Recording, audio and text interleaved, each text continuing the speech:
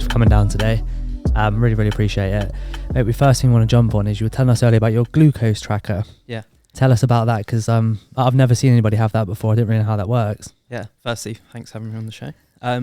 So I'm wearing a glucose monitor for 2-week periods, just to sort of trial, just to test out my blood sugar levels.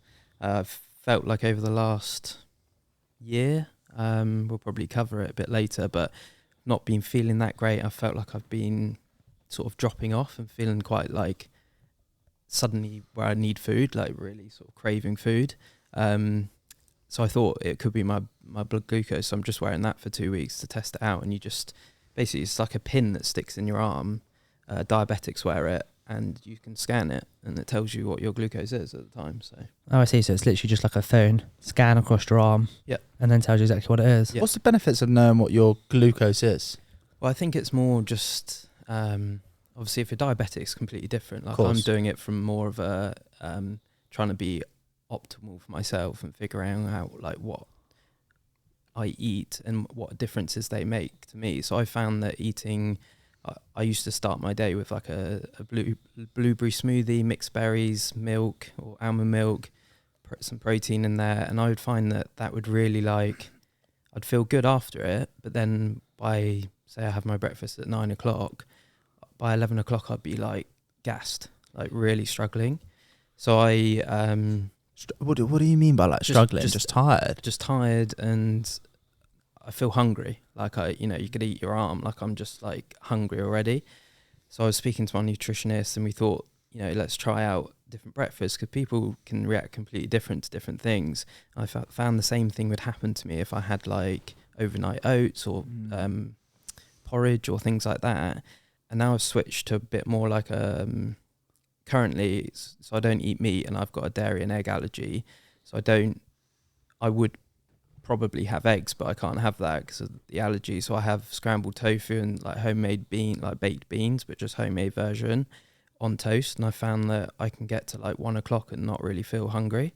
And I think it's just a much slower release of that sort of sugar, because everything is essentially turned into sugar in the blood. So it's, I found that it's just a much slower release for me, and for someone else that might not be the same. Yeah, Foyboy, what's your go-to? I know what your go-to is. Go on.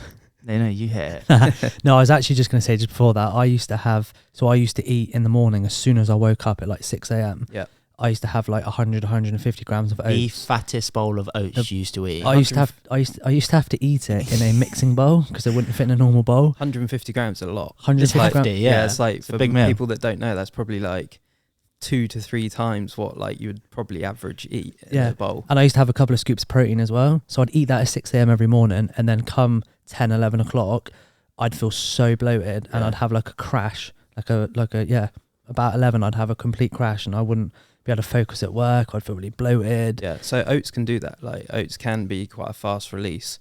So that'll be what you've sort of suffered with there. Finally switched over though, haven't you? Yeah, so because of that I switched over, so I don't eat until probably about 11, 12 and then finish eating about 8 o'clock. So I do like a 16-8. Okay. And I don't feel like I get the crash at all. Do you think the ultra fine oats make a difference in terms of your digestion?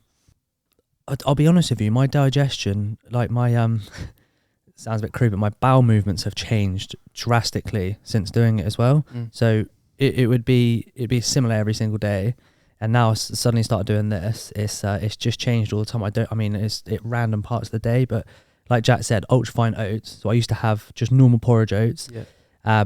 But the ultra fine oats I find they're easier to mix, they're easier to drink. I just feel like from the bloating perspective, I don't get that from ultra fine oats. Yeah, that is true.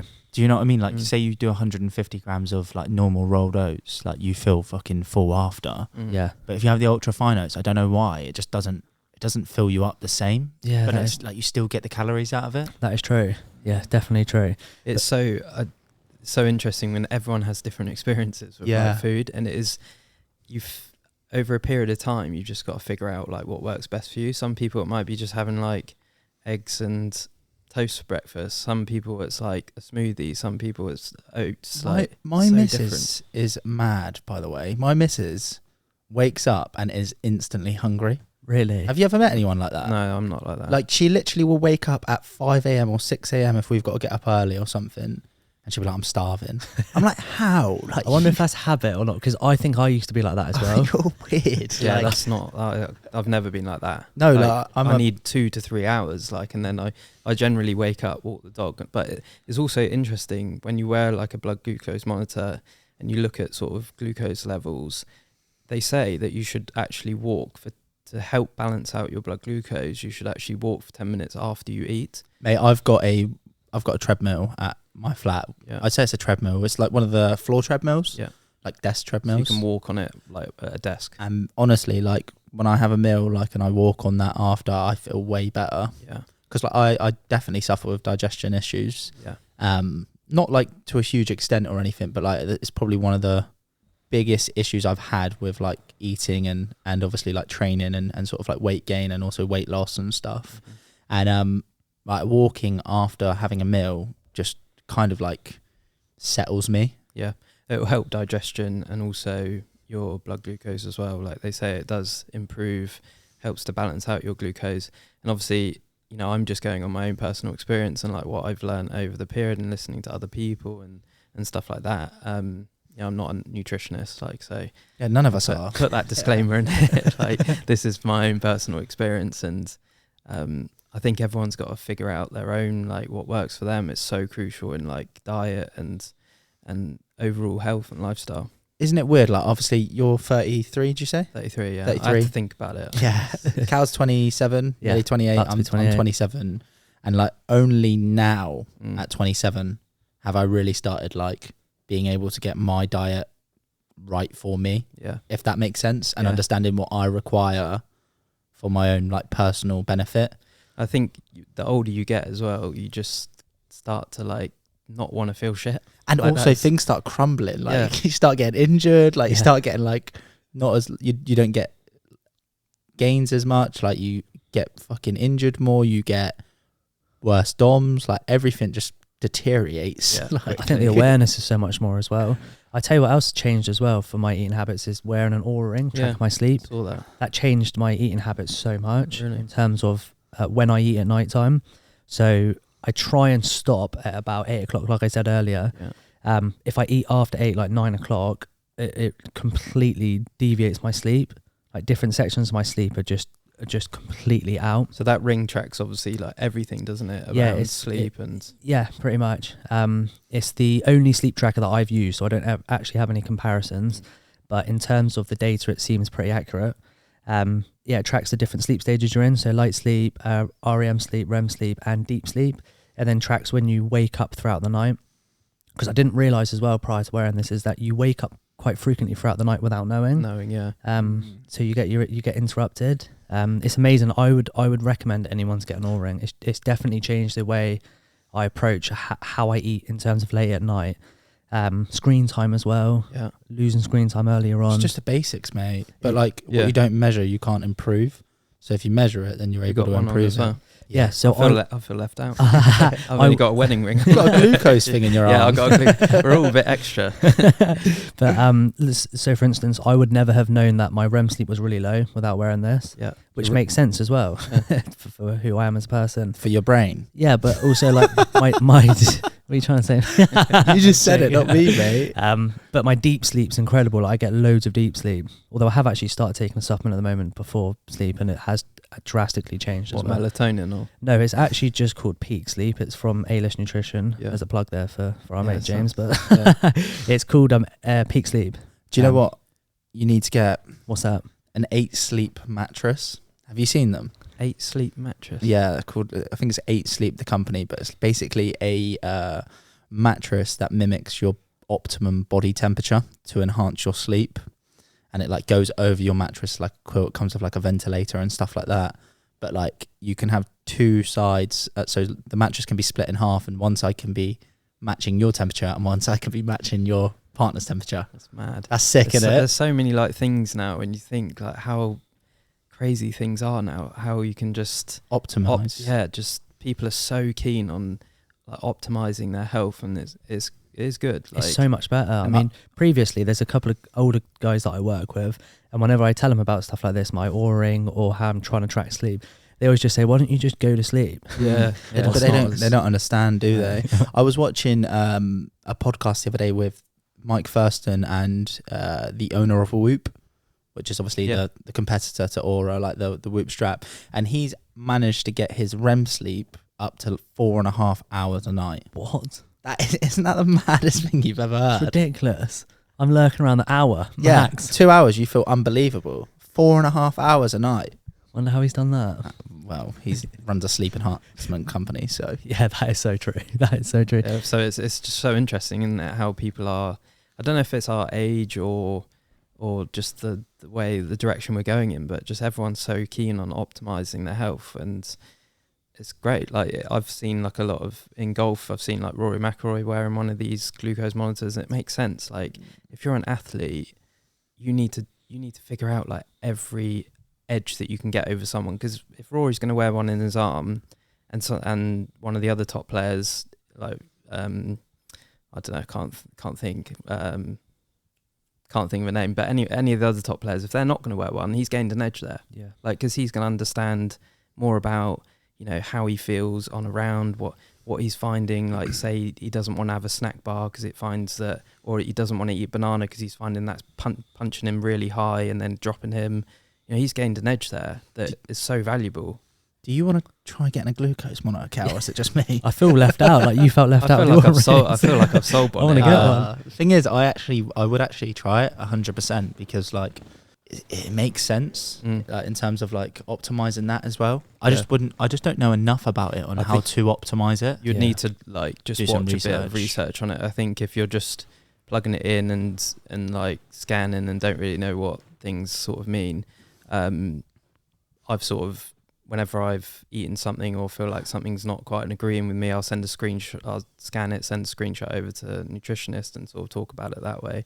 But yeah, it's interesting. So I'm only a few days in, like I've been wearing it 3 days, so nice. it's not like I've figured out everything, and probably won't, but it's just interesting to find out what's for me. So do you have your own nutritionist?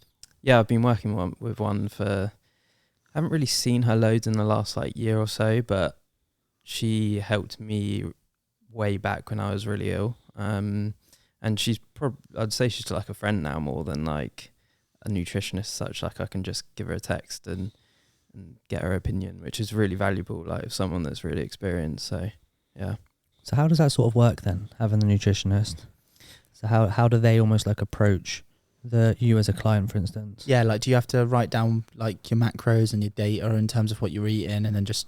No, I've more been, I've spoken about like food with her and what I eat, but recently I've been doing like a few blood tests and figuring out like where I'm at and things like that. So it's more like testing wise. But yeah, we're not like, I think she sort of obviously is following and knows like what I'm roughly eating. But she might sort of say, I think you need to balance this out a little bit more, or add a bit more protein in here because I don't eat meat. So it's like, you know, you have to think more of like a plant-based diet. You have to think a little bit more of like, you know, balancing stuff out a bit, because you can get enough protein, but you've got to think about it more, put it that way. How do you feel of eating just plant-based and don't eat meat at all? So I eat fish. So I find that sort of, I just enjoy eating fish. 2, it's a good source of like omegas and protein for me. Also, if I travel, like, it is so hard because I can't have gluten, dairy or eggs. Then if you completely go gluten-free and then vegan on top, it's really difficult. Like, I mean, traveling to like Spain, I've been to places in Spain that they don't even know what you're talking about. Like, it is improving. Like, in this country, it's quite easy. Like, I could quite easily be gluten-free and vegan in Bournemouth's a bit tougher. London just would be so easy. Like, what would happen if you, and this might sound naive, I just have no idea about it. What would happen if you ate something that was gluten? Gluten's more like a serious like hangover vibe. Like, I'm like 2 weeks, I'm out, feel terrible. But like, Fucking you know, hell. like you would feel in a hangover, like I feel like that, but obviously no hangover, just really like wiped out really bad. Dairy and egg are instant. Like you don't want to know. Really? What Yeah. about meat? Meat, I just choose not to eat. Oh, really? Like, I stopped eating meat like actually on my honeymoon I had the last bit of meat. It was probably 4 years ago. What was it? Burger. A burger? Yeah. Was that a lifestyle choice, or was that because... So my wife's got endometriosis, so she's been advised to cut out red meat. It's really triggering for her. What is... Sorry, mate. I don't even know what that is. It's hard to describe. I don't even want to describe it because I'm probably going to butcher it. What, fair like, enough. just give us a little rough, just like a rough... So it's like how do I describe it? It's like scar tissue that builds up on the inside. I don't even know exactly where, but her goes onto her bowel and around the sort of reproductive area, and it gives immense pain. Like it's quite common now. And you get that from eating red meat? No, red meat triggers it for her. So like it flares it up. Right. Yeah, I don't know exactly like where it comes from. I think probably it seems to be more coming from like the pill, people taking the pill. Because it seems over the last like 15 years it's really gone up. Like it's quite a big thing now. Yeah. So she suffered with that. There's a lot of information coming about the pill as well. Because my girlfriend was taking it and she's actually just stopped taking it now. Yeah, but she uses something That's called... a risky move, isn't it, bro? I did think that to start with, but... I've just had a baby as well. Have So, you? But she uses something called, I think it's called natural cycles. yeah, that's what my wife did. It's actually really impressive. Mhm. So it's basically based on your body temperature. So she has to use a thermometer first thing in the morning. Yeah. And then hers isn't as accurate at the moment because she's only just come off and she's taken the pill for quite a few years. Yeah. But obviously the body, or you would know, but your body temperature changes when you're ovulating, Yeah. And when you're not. Yeah, and then so when it's you're like on your green, period. red and periods it. where you just, you've got to be very careful over certain periods. It's actually really impressive how accurate it is. I think as it's well. 99.9% accurate or something. It's really solid. Yeah, I know. I didn't realise actually that how negative the pill was to girls, but obviously it makes sense because it's just suppressing the hormone. And obviously when they come off of it, it can be quite Yeah, I'm in for that now, Yeah. mate. I'm not gonna lie. yeah, it's hard. Tough. Yeah, it's difficult. Yeah. But yeah, it's amazing that like a lot of people are using that tracking and it's been good. There's obviously still an element of risk there, but Yeah. so is there with the pill. Like the pill's not 100%, is it? So it's the same.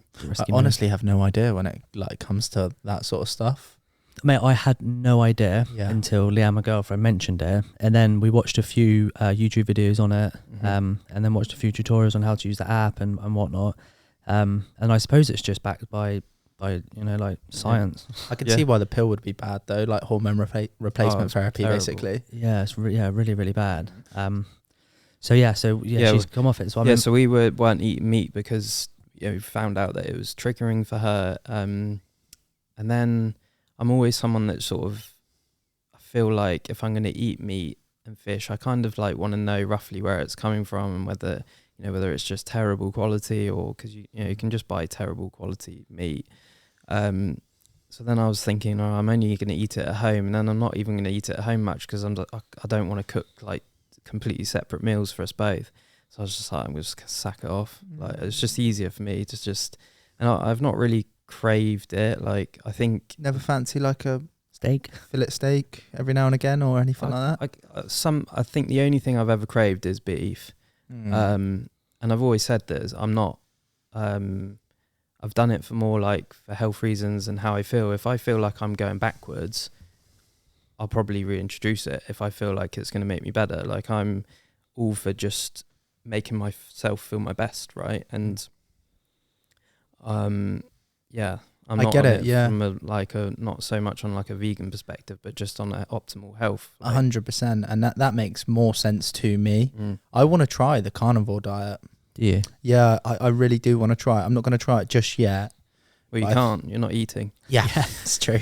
So just a bit of context for listeners, Jack's actually doing a 7-day fast. Yeah. So he is probably talking of craving food. Yeah. You must be craving. This Mate. is how much he's craving. I got to his earlier to pick him up and he literally goes, mate, you ain't going to believe what I was watching last night. Puts it on. He's watching this guy travel through different countries, tasting all different types of food. And the one he chucked on was one in Vietnam. There's like a food market in Vietnam. And he has to spend 100 quid in there.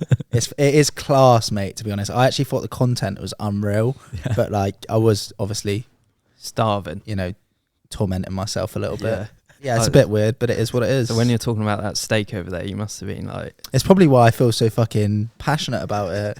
I'm there like a fillet steak. You're only halfway through as well. I'd be dead by now. Yeah, it is what it is, really, mate. Yeah. But obviously, in terms of like your journey, like it sounds like it's been a bit of a process to get to where you're at today, and it's continuing to learn from here. But let's just pull it back. Where were you actually born, and like what were you like when you were younger? I was born in Salisbury, so I've always been around this area. Like I went off to college in Guildford, but apart from that, I've pretty much lived around here my whole life. Growing up, I was like super hyper, like mega chucked out of every class. Just a little shit, really. Just too much energy. I was like bouncing off walls. So I think I had like potentially a little bit of ADHD, like just not, because we're talking 30 years ago. It's like just not what it is now. I think I was just super hyper, but I channeled that into sport. Like I figured out that sport was like kind of my energy release. Like most kids, right? Like Yeah. most little boys. Yeah. And I was a nightmare at school, like chucked out every single class. I'd be outside the headmaster's or headmistress office all the time. I was just so cheeky, just a little shit. And then Aren't we all, mate? Yeah, well, I think I was even more just terrible. Then my parents actually put me, my dad was doing quite well, and they put me into private school, and that really like sorted me out, like that, because they don't take any shit at private school. Like it was very intense. I think I got more attention in terms of like learning. I'm dyslexic as well, so I needed like a bit of extra. I guess it was like a bit of a cry for help, really. Like I just needed a bit of extra support, and I got to play a lot more sport, because at private school you have like maybe 1 to 2 hours a day, whereas at state school that doesn't really happen. Like you don't really get that attention or sport. So that energy release was great for me, and I'd channel all of it into sport. And I got good, I've always just had good like hand-eye coordination, just being good at most sports that I play, I'm just half decent at. And then I started to be like good at hockey and rugby and football. And then I found golf when I was about 10. I think my mum bought me a lesson when I was 10. I was like, yeah, this is quite good. I like this. And I got pretty good by sort of 12 or 13. I was playing for Dorset juniors, I think when I was 13. And then played for Dorset men's. I was probably one of the youngest ever to play for Dorset men's at about 14, 15. Competing in all competitions around the area. Started travelling to play national events, English boys, all of this stuff. How was this interfering with school?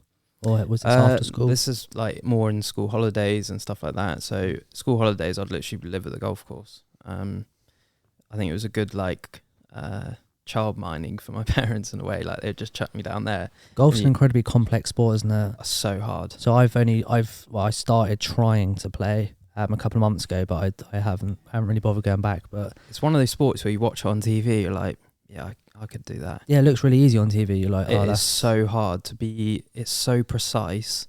It's just incredibly hard sport. Like to be good is really, really difficult. Like it's just so, we're talking margins of errors like minimal. Yeah, you're trying to hit it 300 yards, and if you're like, the face is 0.1 degree open, it's going 20 yards right or something. I think the main thing that surprised me was that I never had a lesson, but when I went to the driving range, there was someone there who was taking a lesson, and I asked him, I was just like, can you just give me like one tip of my swing? And he changed the most minor thing. Mm-hmm. I was thinking it would be something like drastic, but it was such a small change that made a small difference. Yeah. Like, don't get me wrong, it went from going miles out to going like pretty far out. Yeah. But it was like how small the changes are and how minor they are. Yeah.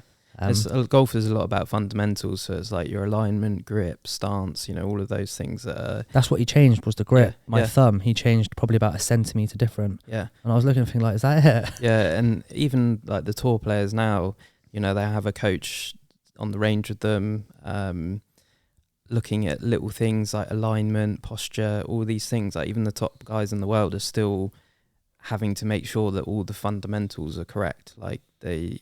because it's so crucial. Like if your grip is slightly out, you know, it's going to cause chaos as well. So yeah, it's a really hard sport, and I got good pretty quickly at it. And like I said, traveling around.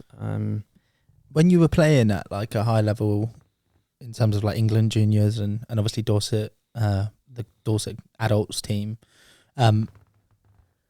obviously you mentioned beforehand you were like hyperactive. Were you sort of still similar to that? Then or not? Then. Don't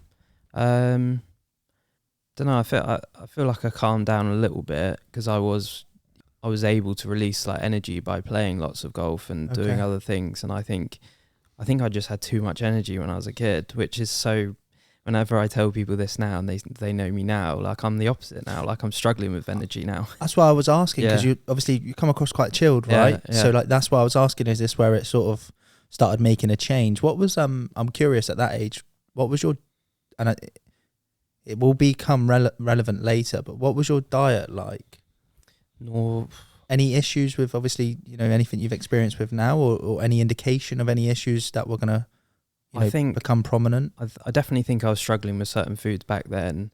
I think I've struggled with dairy my whole life. Like I've always had like severe stomach problems, stomach aches.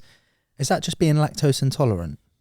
Yeah, pretty much. So like the protein and dairy. And I think I always struggled with that. And my mum was always quite alternative. She would give like other milks and stuff. So it wasn't like I was just like constantly drinking milk. Like I feel like it was you kind of know like roughly what's not agreeing, right? And I think I was sort of having it, not really understanding it, then I wouldn't have it, and I wasn't constantly just drinking milk, if you know what I mean. So I think there was like I was in limbo of knowing what was right and what was wrong for me. I think that definitely had an impact on like my stomach. And I remember at school, I'd go home because I just had chronic stomach pains. I'd go to the doctors, and they would even call them stomach migraines. You know, people have heard of migraines in your head, and it was like that. In my stomach, I'd just be in so much pain. I'd be sick and all of that. So this started at sort of age 14, 15 then? I'd say the stomach problems were more like 10. Okay. 10 up to like, it's hard to even remember. Like it's just a bit of a blur, but I'd say up until 18. I remember 19, somewhere around that, having big problems stomach wise. But what was like your nutrition like? Was it like just normal? Like, you know, just not really thinking about it. Just I was living at home, so I'd have my mum's loves cooking. Yeah, just home cooked food. So nothing. I wasn't like living off takeaways and stuff like that. It wasn't like bad, but it wasn't like it is now. Like, you know, things have evolved so much in nutrition, hasn't it? And like people understanding a bit more about food and stuff like that. So it was just moved along a bit from chicken or turkey dinosaurs and waffles. I used to love turkey. He's talking about food again, isn't he? I think the podcast is going to be about food, mate. True. Very true. So obviously, as things evolve, you know, you're working through the golf. How do you develop? And I guess where do you go from, 16 after you finish school? So I went to college in Guildford for golf. I was there for 3 years. First time sort of living away from home, and loved it. Golf probably didn't love it as much. Like my golf sort of didn't really improve, but it didn't really get like worse. I think when I was 16, I got down to scratch, which is pretty, talking 15 years ago, that's pretty good, like to get down to scratch at that age. Is scratch? 0. Like, okay. So if you're playing around a golf, like I don't take any shots off the course, so I have to shoot. So say a golf course is past 72, I need to shoot 72 to play to my handicap. If you talk in terms of tour pros, they're about 7 shots better than that, 7 or 8 shots better than that. Of the elite, elite players. In terms of like average, like best player at a golf course is going to be probably 2 shots better than me on average. The absolute best at most golf courses. So not far from like, and I play off scratch now as well. So I'm back to playing. At 16, obviously, that's really good at 16. Like, not so much now because the handicap system's changed and like people have got better and better and better. But at 16, like I was one of the best in the area, definitely, if not the best in the area. Why do you think that after going to golf college, where you predominantly focus on the golf, your game didn't improve? Girls. Drinking, girls. Yeah, which is understandable. Yeah. Normal, isn't it? Yeah, it's normal. And it's the first time I've lived away from home. I think most people generally, their first time away from home might be a bit more university, really, is it? Or most people go to college around where they live and then they go to uni, don't they? So I was probably exposed a little bit younger. And I just had good fun. Like my golf didn't get massively worse. It just didn't improve at the rate that it was before that, you know, because you just don't spend as much time doing it as you would. And I guess I fell out of love of golf a little bit as well. Like it's just when you play it so much, like anything, you know, when you do it so much, I just didn't enjoy it as much at that point. So how did you actually get on at the college itself, and how long were you there for? So it's 3 years. I did quite well. I won a few of the student champs there. I think I probably was one of the best players there at the time. And I left there and went to BU, Bournemouth Uni, to do 1 year, 2 year. So it was a 1 year course, but I took it over 2 years because I wanted to split my dissertation. So I'd have a year to do my dissertation, which I still failed. I had a whole year just to do my dissertation and I still failed. Like I just, my focus when it comes to studying is not the best. I think that like part of the dyslexia came into that as well. And I just would rather go out and play golf than study. That was just who I was. Like, you know, I didn't have... Can't blame you for that. I would have been the exact same. Some people love like studying and I just absolutely hate it. When I was done with BU, I was like, I'm never doing it again. I don't want to... I'll figure out a way of doing something else, but I don't want to study again. Like, that was just not for me. It must have been great though, that golf college. Like for instance, you love boxing. Imagine at 16 going to a boxing college for 3 years. Yeah, it'd be unreal. Yeah, that would be unreal. That's what I was thinking. You must have had a great time there. Yeah, no, I did. I still got my best men at my wedding were 3 of the guys that I lived with at college. So like, you know, still got some good friends from that, and still play golf occasionally with them, and yeah. So I had a good time. So after you went to uni, you mentioned that you failed your dissertation. What happened to you? Like, where did you go in terms of what was your route? So just after I finished uni, I felt ill in December. So you finished uni in like September, don't you?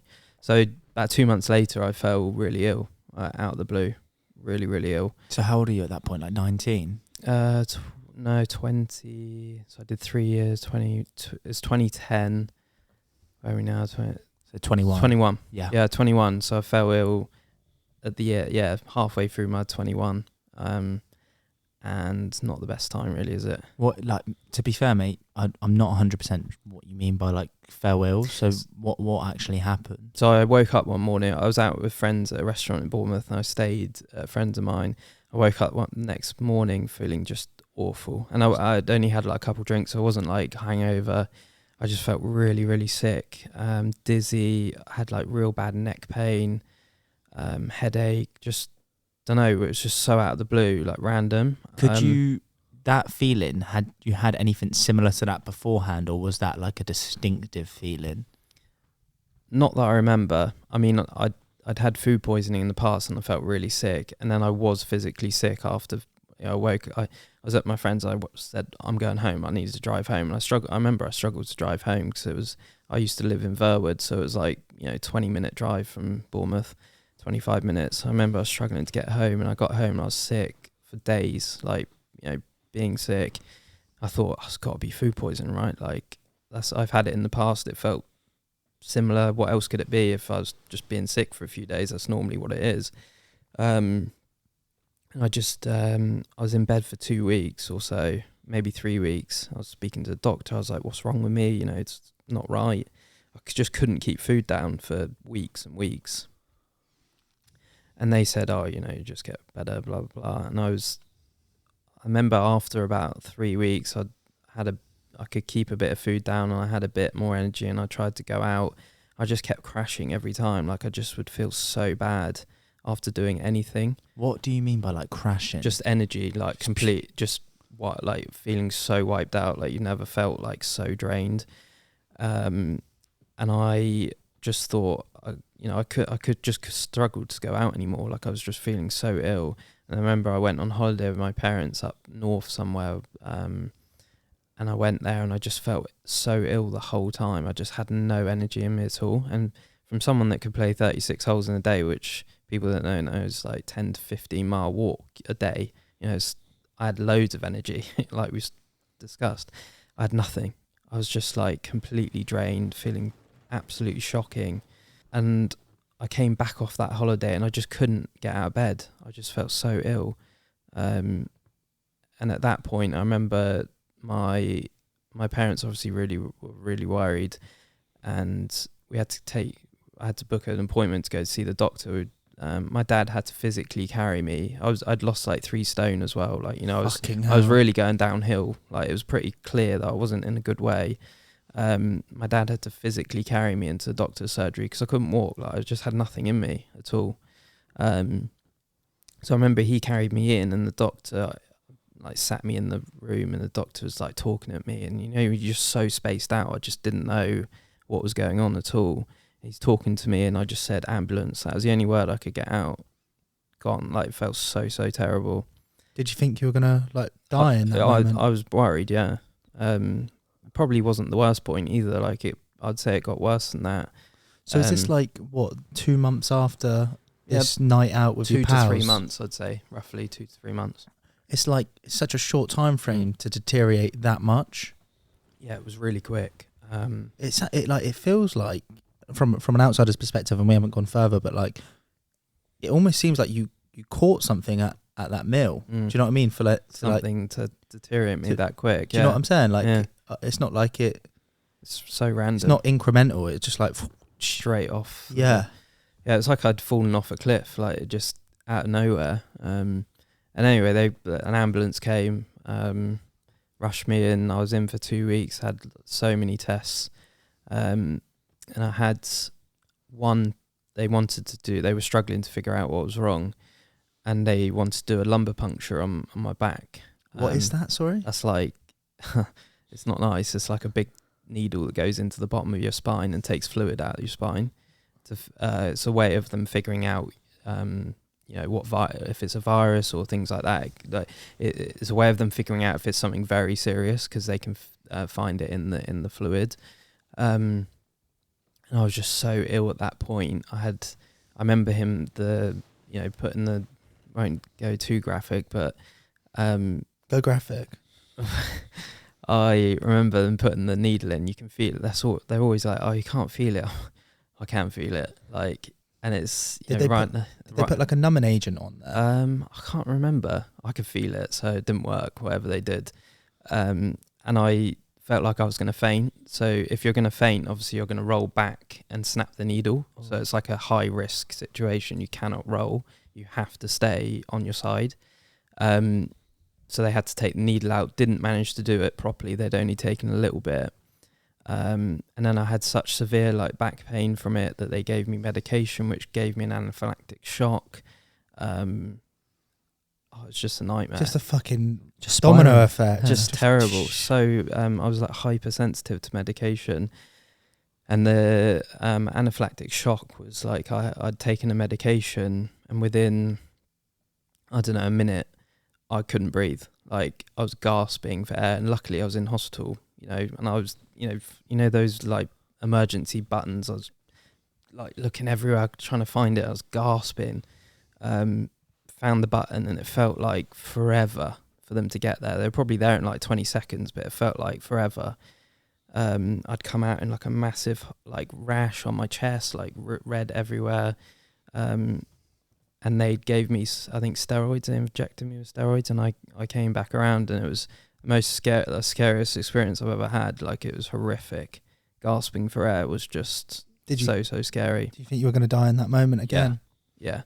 I really thought I was going there, and I couldn't imagine having that situation when you're not in hospital. Some people have like anaphylactic shocks to nuts, for example, at home. That would be horrific experience when you're gasping And luckily I was in there and could get the medication I needed. But imagine being like 10 minutes away from hospital or worse. Not good. No. So at the time when you're in hospital, what are they actually testing you for? What do they think's wrong with you? I can't remember what they actually tested for, but it was pretty much everything that they could probably think of. So they didn't really know. They were just sort of just testing for anything to everything. figure it out. So originally I got rushed in for a suspected brain tumour because I wasn't communicating. I'd lost a load of weight. I was struggling with like a lot of neck pain and headaches. So I was like quite high up on their tick list for brain tumour, which was obviously really scary as well. And the first thing that they took me in for when I got rushed in was to have an MRI on my brain. And I remember they injected you with like coloured fluid and What? Oh, mate, that is Yeah. horrible. Like the suspense of thinking you have a brain tumour. yeah, Like not even actually having the MRI, like the beforehand of them being like, this is what we were taking you in for. yeah, you'd be like, fuck off. Like you got it Yeah. wrong. Like Yeah. that's not happening to me. Do you know what I mean? Like yeah. not like in a nasty way or anything. You'd just be like, that's surely that's not me. Yeah. Like, because it's so rare and you just don't think about it, do At you? that age, we're talking 21, you think that that's just not right. And it must have been a horrific experience for my dad as well. Like, he was sat in that doctor's surgery with me, and I can only say ambulance, and they're talking about brain tumours and rushing me in and stuff like that. It must have been just horrible. They inject you with like coloured fluid because it shows like different on the scans in your brain or something like that. Anyway, all the tests were fine. Like, That's even weirder, yeah, isn't it's it? weird. So you're in hospital for like 2 weeks. You're feeling absolutely shocking. Tests, I'm wheeled off every 2 hours for another test for weeks.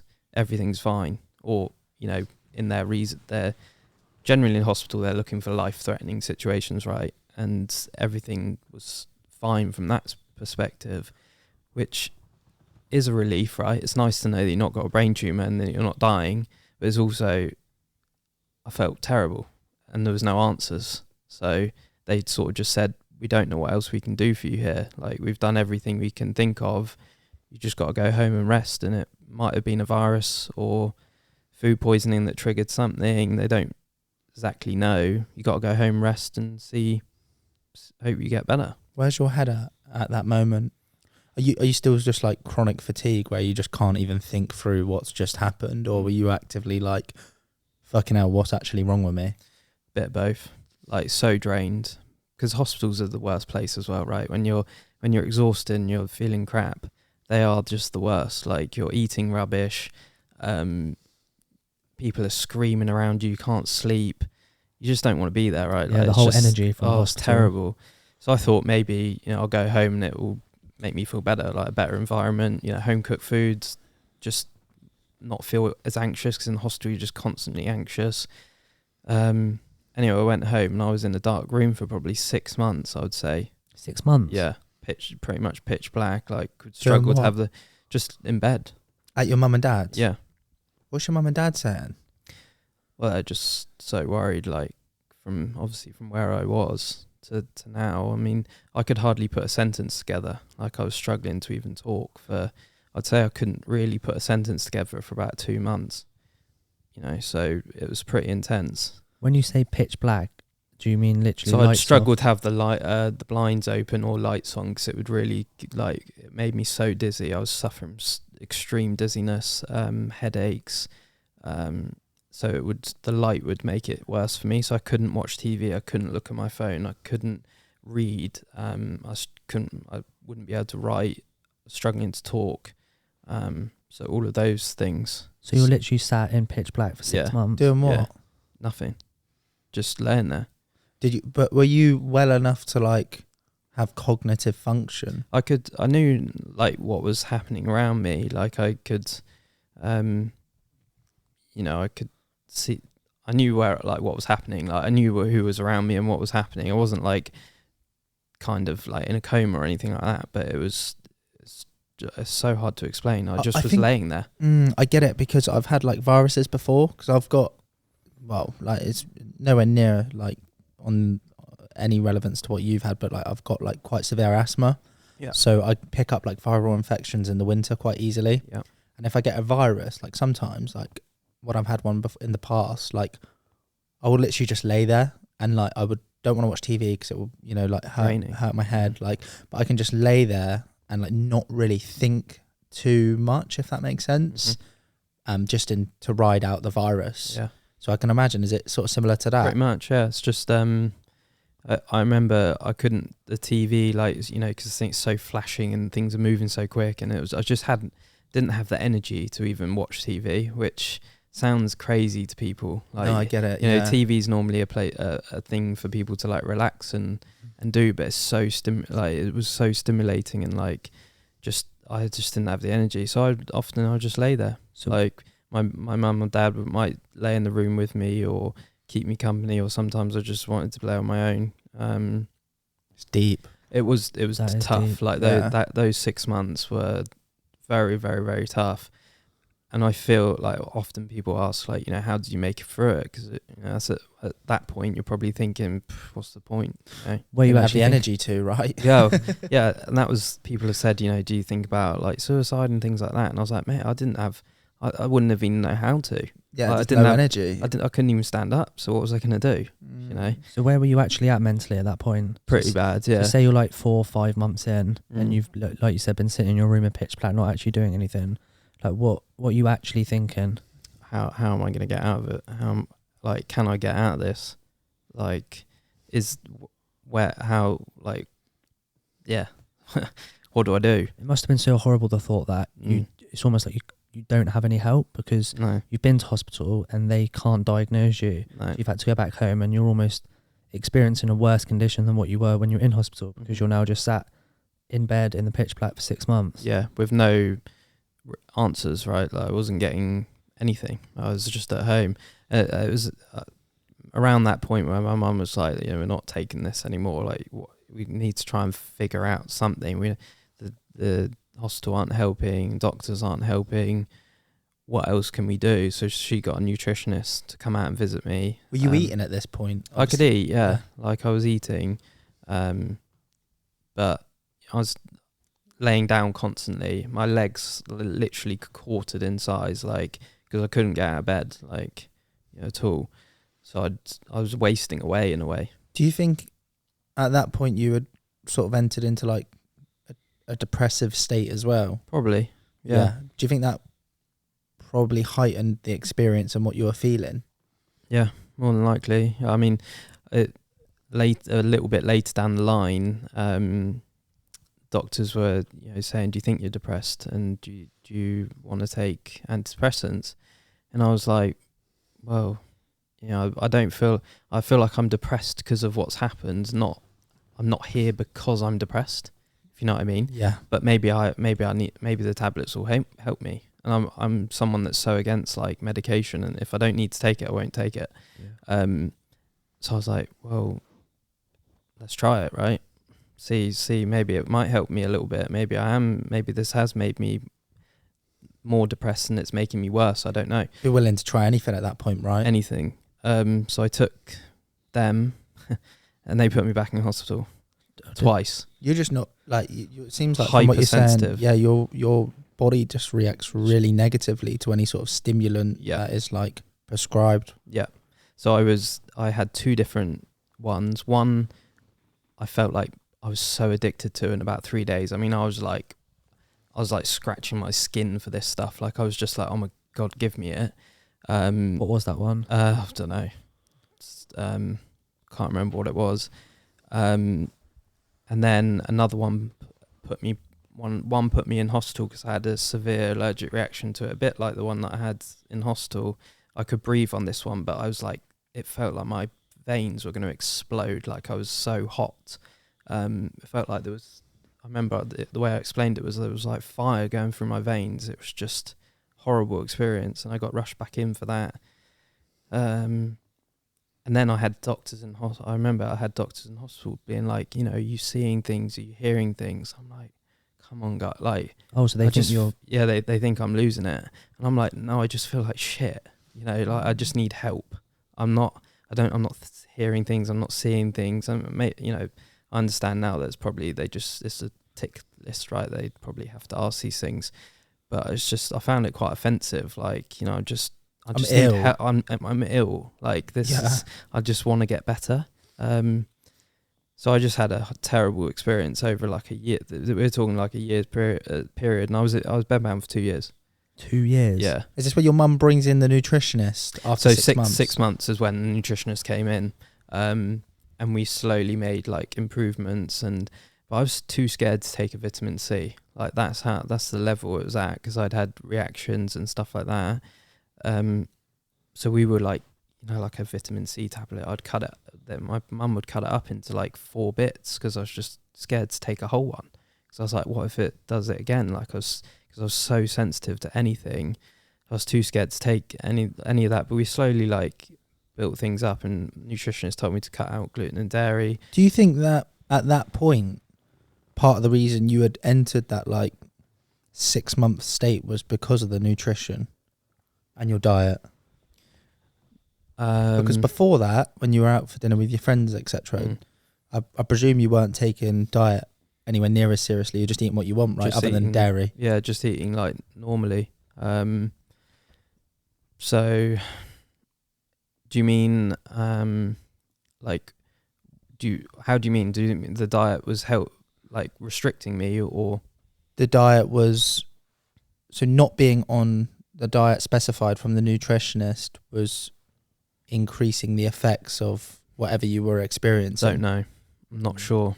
It was so hard to tell, because it was like just nothing was. Such a random like illness, right? It was, yeah. And it was so around that similar time I was diagnosed with ME as well, which is chronic fatigue syndrome. ME is short for myalgic encephalomyelitis, which is a tongue twister, but that's what I was diagnosed with, and that's generally diagnosed for people that I'd say it's a bit of a blanket term that's chucked over like a group of symptoms that they don't really know what's wrong. So they're like, if you're suffering with these symptoms like extreme fatigue, dizziness, headaches, nausea, all of those things, you're going to get diagnosed with ME, because they don't really know what's wrong with you, and it's kind of a little bit easier than just going deeper and deeper into it. So I was diagnosed with that, told there's no cure, and that you're just going to have to figure out a way. I mean, that's what it came down to from the doctors. You just got to figure out a way, and at that point, that's when the nutritionist was helping a little bit. And I did see, so like I said, 6 months, pretty much dark room, couldn't really text, read, write, all of those things. And then very, very slowly saw improvements after taking some supplements, making a few changes to the diet. What do those improvements look like specifically? Like, cause stand up, I could stand up. And I remember like I could walk to my window, which was, couple meters away. Then I would be able to walk to like the next room, or stand up and have a shower, little things like that, or walk to the toilet. We're talking like over a months and months period this was like, and then I could go downstairs and I'd have to rest downstairs, and I'd come back up a few hours later. And that took about 18, we're talking probably around 18 months down the line now. Of working directly with the nutritionist to work out what could improve the current just mood little energy improvements levels. Because I knew it wasn't going to be one of those things where I woke up one day and I'm going to be like, bang, I'm back. Like, I knew it was going to be long. Yeah, like obviously nutrition and like what you eat, perfect analogy is like what you put in your car, right? Mm-hmm. So if you put like, vegetable oil in your car, it's not going to go. Yeah. But do you think that you changing your diet and finding out what worked for you was the biggest catalyst to you getting better? It felt like it was like that, and supplements were the kind of the only things that I was doing. So it had to be those, so I think they made a big impact for me personally. And yeah, such a long period. Like, it was just, I don't even know like how I made it through. Like, and even I can't pick out certain days. I can't. It was like a blur. Like every day was just the same, right? Like I was just laying there, just hoping for the best. I think golf helped me massively mentally to cope with it all.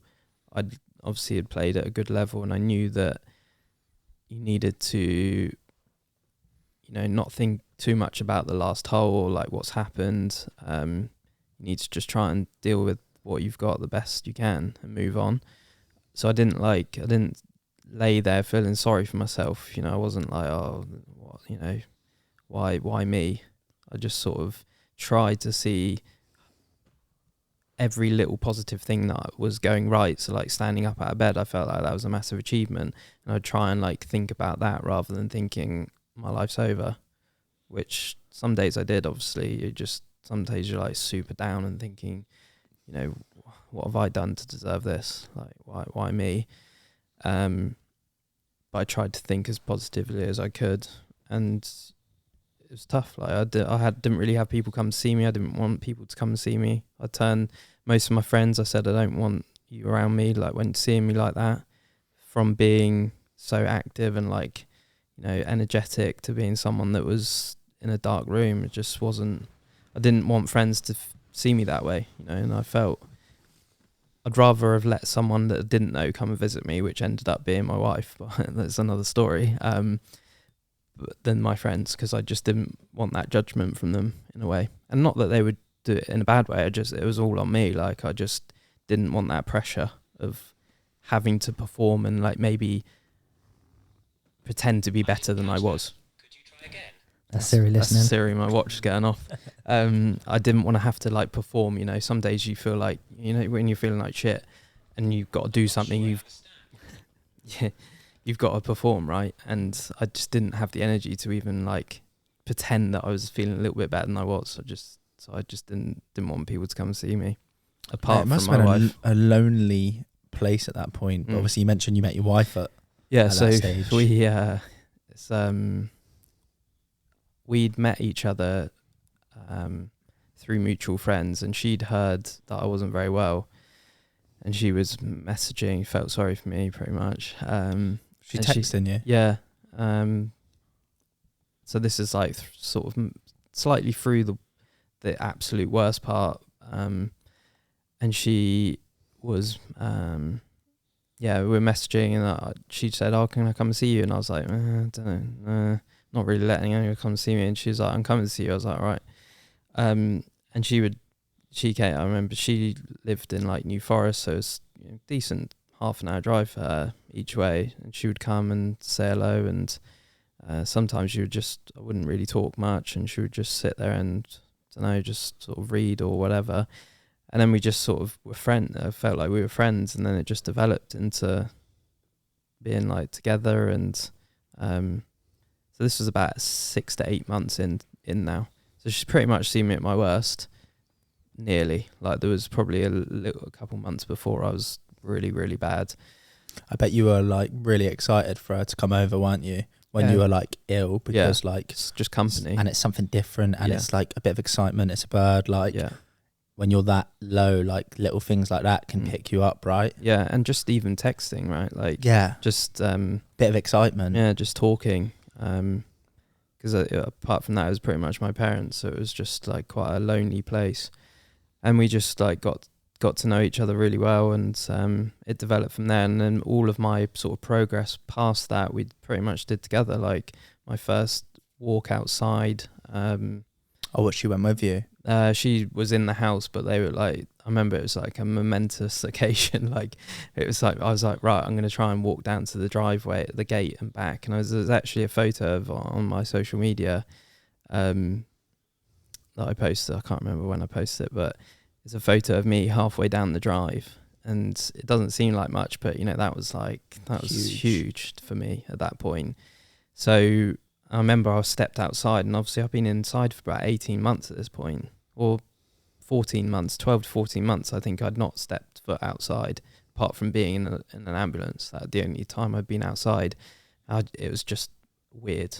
But like, the air was so fresh. It just so weird. Like I stepped outside the door, and it was like I just looked around me. I was like, there's space, there's just like room. Because obviously I've been in luckily I had a fairly decent sized bedroom with a few windows, but like it just felt massive. Like it just weird. It was such a weird experience. I remember I walked down the drive and back, and I was obviously knackered after doing that, but it was those like steps along the way. And then she would our first trip out to like a little Tesco down the road in Verwood.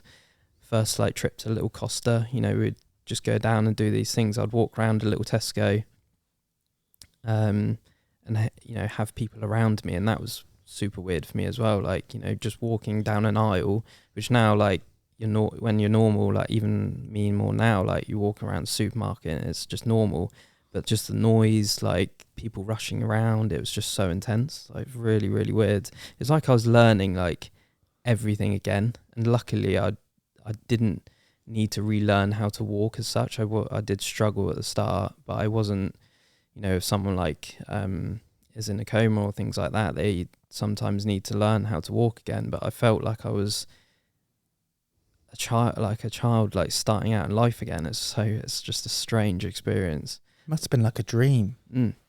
Yeah, like coming out and just being like, fucking hell, like where have I been for fucking what is going on? a year and a half?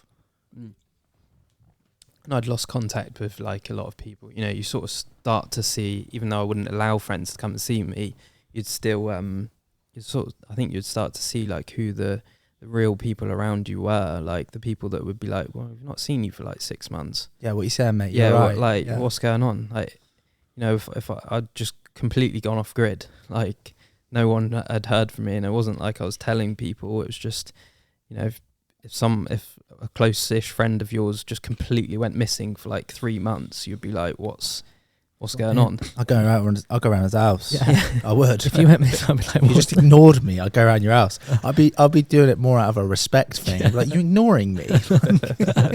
Did you lose some friends then, mate? Yeah, and that's fine, isn't it? It is what it is, mate. Yeah, it is.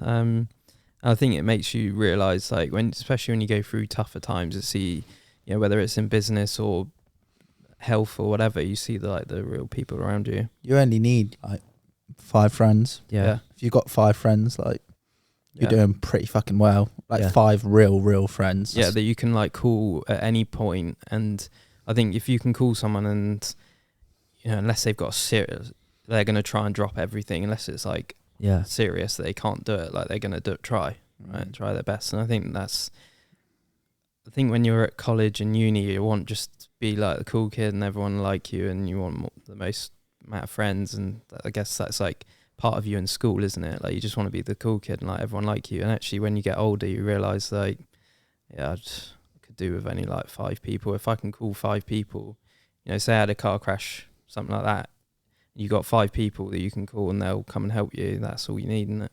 100%. Yeah. So I'm obviously interested in terms of your development. So you meet your wife at that point, who obviously wasn't your wife, and then you start working with a nutritionist to get back around, and it's like a 2-year period to get to. Is it like normality again? So I'd say I was 2 years of being bedbound, and then Louisa and I moved into a flat together in Bournemouth. So we moved from my parents' place around Verwood area, and got a flat in Bournemouth, which we rented. And she obviously had to go out working to like cover. She was studying at BU, so she was like a year behind. She's a year behind me in sort of school years. So she was at BU, but also working to cover the rent, because I wasn't really doing anything.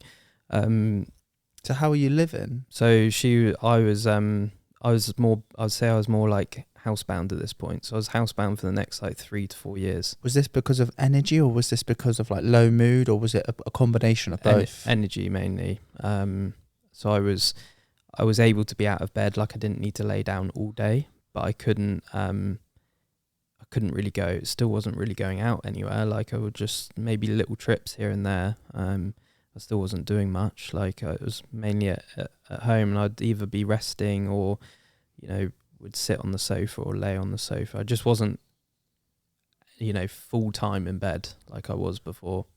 And at this point, like obviously Louise was out working, and I had to cover, a bit of my lunch and breakfast, and she'd mainly be home for dinner. But I'd try and 3 times a day try and like stand up and do a bit in the kitchen.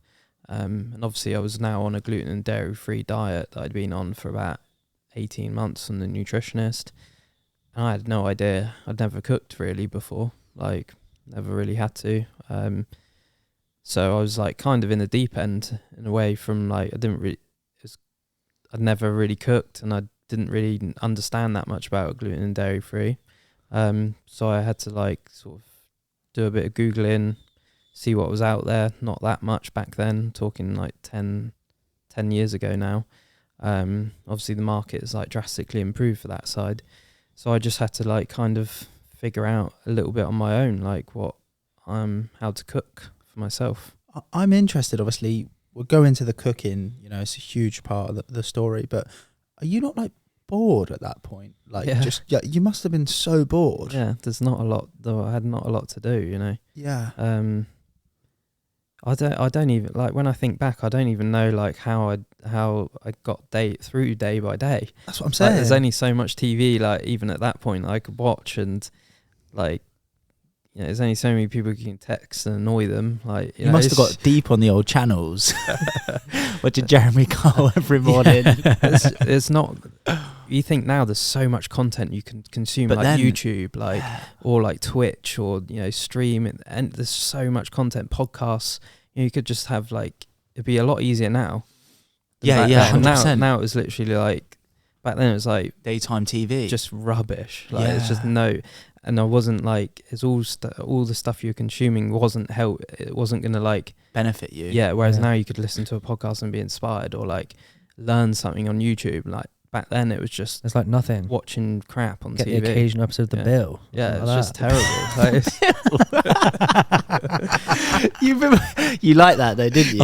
I used to like it as well. I used to like The Bill. You must have been up to date with the old soaps. It's terrible. So obviously we're having a bit of a joke in that, but like, it sounds fucking harsh, mate. Yeah. It sounds super harsh. Mate, fair play to your missus as well. Yeah, she's stuck out. Stuck with me this whole time. And what did that make you feel like? Because I could imagine that was quite difficult to deal with your missus, like, covering the bills and work and going to uni, as well as like you're trying to recover, like, but at the same time, like, did you feel guilty or anything like that? I wouldn't say guilty, like, but I was, she was just supporting us as both, like, and she worked hard to do that. And from not really knowing me before that, like, it shows, I just realised, like, pretty much found the one, right? She's like, a keeper, yeah. Like, you can't ask for more than that. No, like, you can't. To stick through all of that rubbish. Like, reckon your missus would do that, Cal? Yeah, definitely. There you go. That's when you know, like... I don't think mine would. Yours definitely would. No.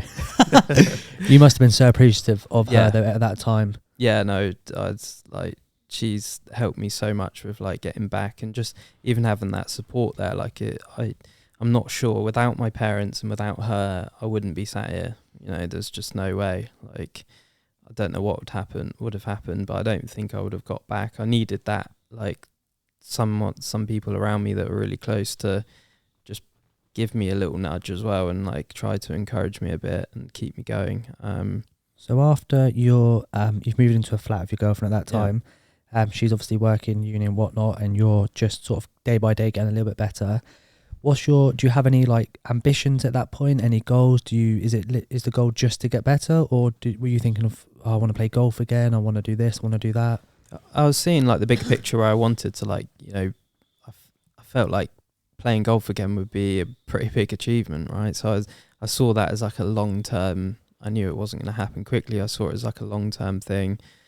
But I was just, even now, like now that I'm doing more things, I don't plan that much. Like I don't set too many like goals. I just find them a bit overwhelming. Like, I just take things a bit day by day, and I did that back then as well. Like, I didn't say sort of like, in 6 months' time I want to be here, because it just I knew that would probably, one, stress me out more than it would do me any good. Yeah.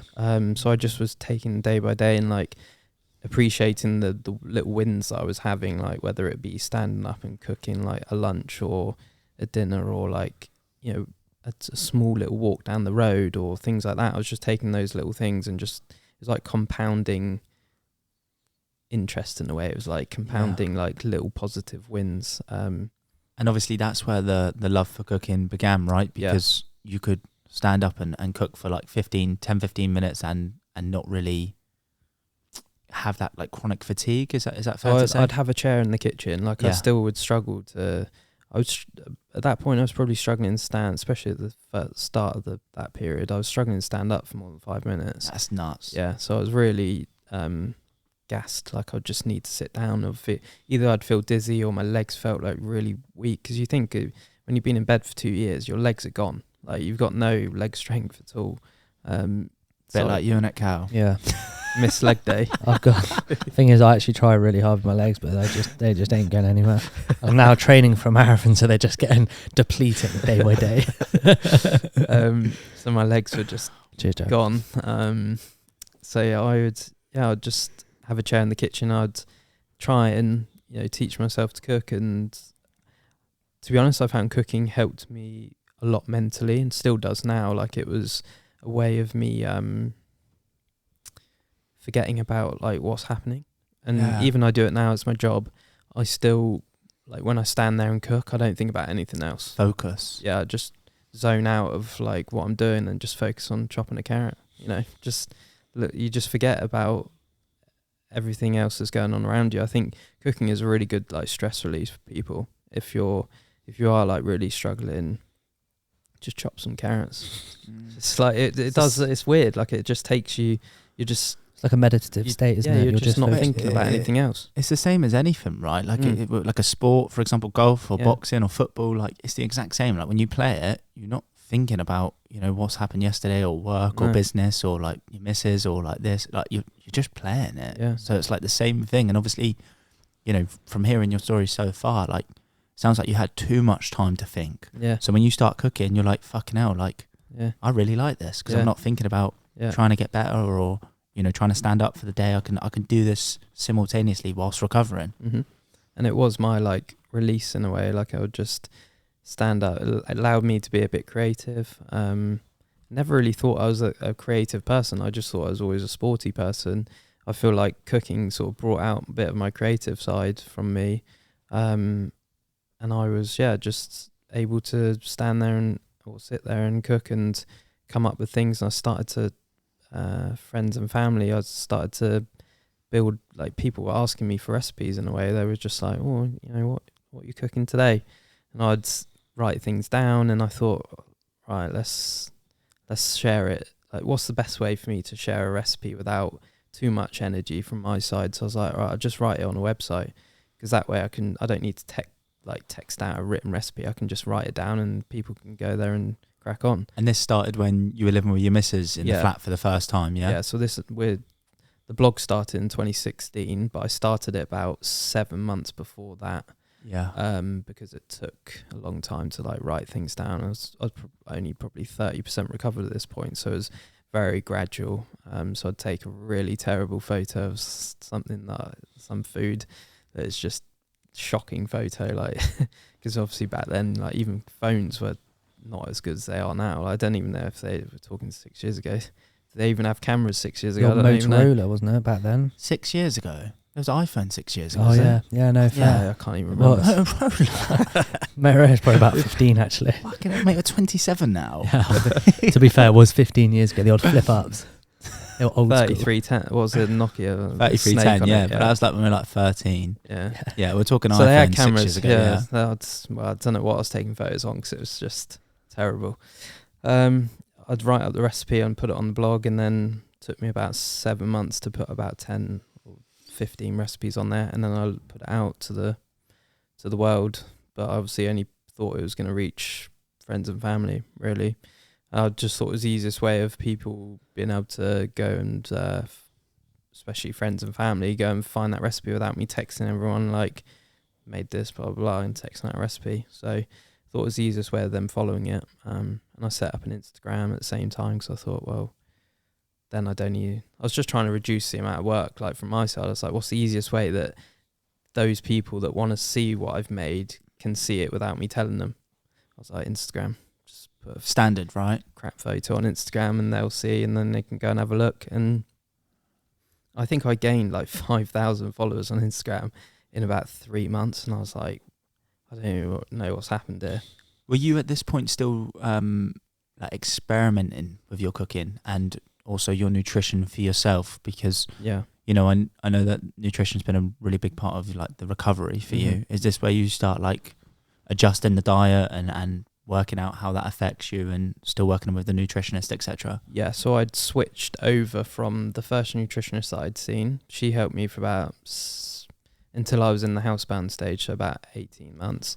Then I switched to the nutritionist that I talked about earlier, who's I've sort of seen and on and off for the last like 8 years or so. So she's the one that sort of like helped through that period more. But yeah, I was experimenting with my own sort of style of cooking really, and it seemed popular. Like it seemed like I'd hit a space that people were looking for with a backstory behind me. So it wasn't just random that I'd come into that space. It was like, you know, I had a story there to tell. Were you sharing that story as well? I wasn't too much. Like I'm quite a shy person, so like, and I'm not a like feel sorry for me type person, so I don't really talk about my story loads. Like only when I'm like, you know, giving context to why I'm here, I sort of talk more about my story, and it's in my book and things like that. But I don't I'm not like feel sorry for me. here's my story and here's like how I'm here. You know, I just sort of tell it naturally, and I've not spoken about it loads. Like it's on the website and people can read it, but I don't like shove it down people's throats, if you know what I mean. But whilst you were creating that, whilst you were doing your first sort of like Instagram pictures and whatnot, were you not giving the story behind the context so people could understand why you were actually doing it? I think I did a little bit back then, yeah, so I can't really remember. I remember it being more recipe based, and I think it developed a little bit more into story.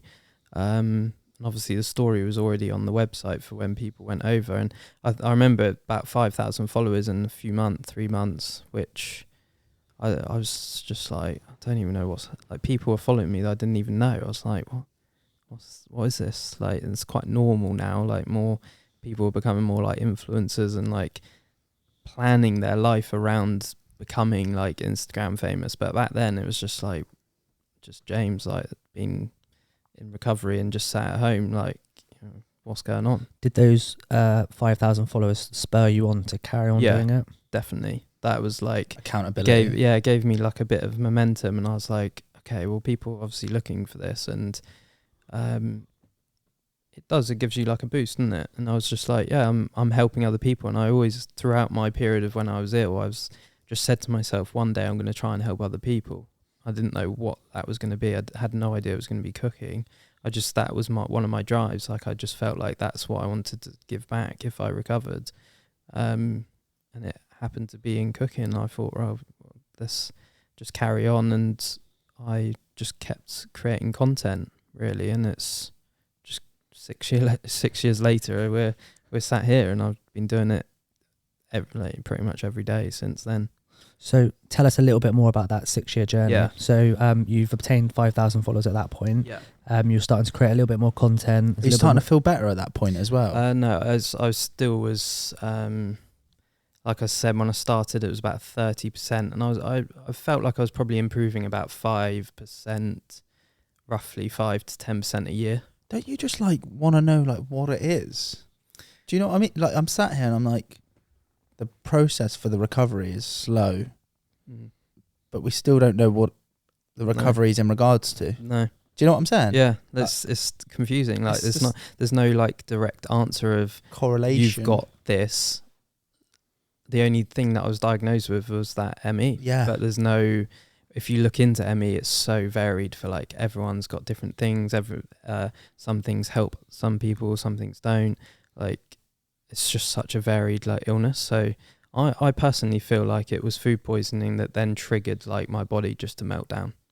That's so fucked. Just to have a complete shutdown. What did you eat that night? steak. God, no wonder Yeah. asked you if you want a fillet steak. You're like, nah.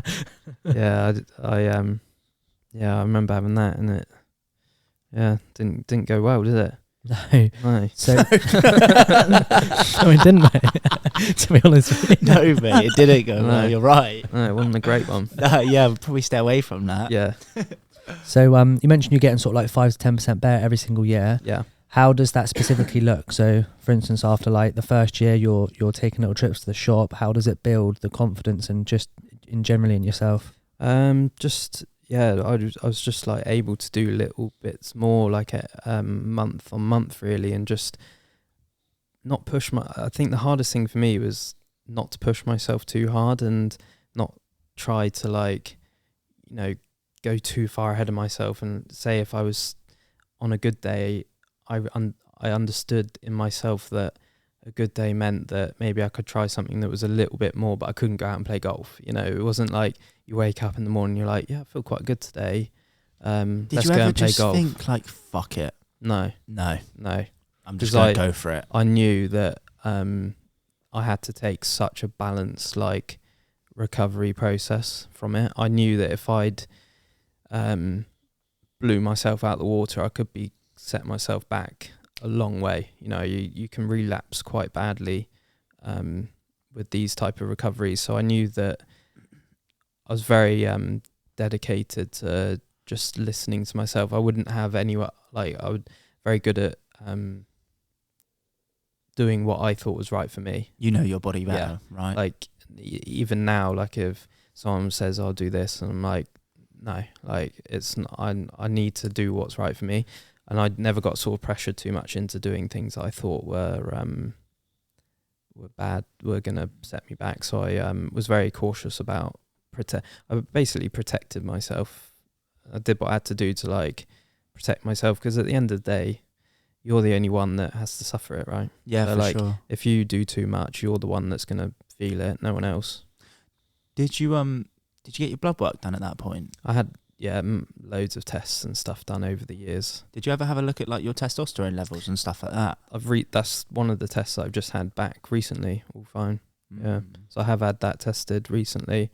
That was all fine. So I've had every test. Yeah, no, I can imagine. Yeah. Every What- test. How are you, like, obviously at that point, you know, you're living with your missus and stuff, but like how are you living, like, financially if you're not working, and like how are you sort of supporting, like, just general lifestyle, or is your missus sort of covering Yeah, it? she was covering most of it for years, and then the blog, the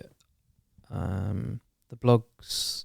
So for the first 2 years, I didn't really take any sort of branded work on. One, because I didn't want any pressure to it. Like, I didn't want to add any stress to me and things like that. Because obviously when you're doing normal posts, like, day to day, it's fine. Like, you can do what you want when you want, and there's no, like, outside pressure to it. When you start taking on branded work and things like that, then there's an external pressure to, you got to deliver something that they're happy with and that you're happy with.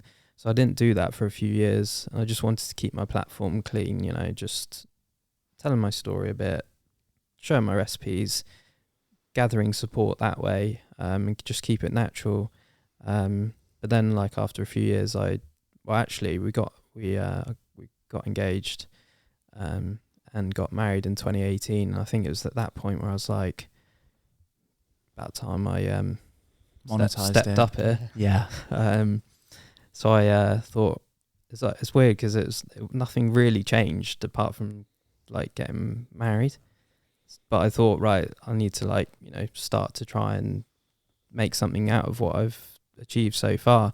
And then I, you know, started to I got a brand agent to help me with branded work and help me with contracts and things like that. And we started to approach brands, and brands approached me, and I've worked with quite a few over the years now.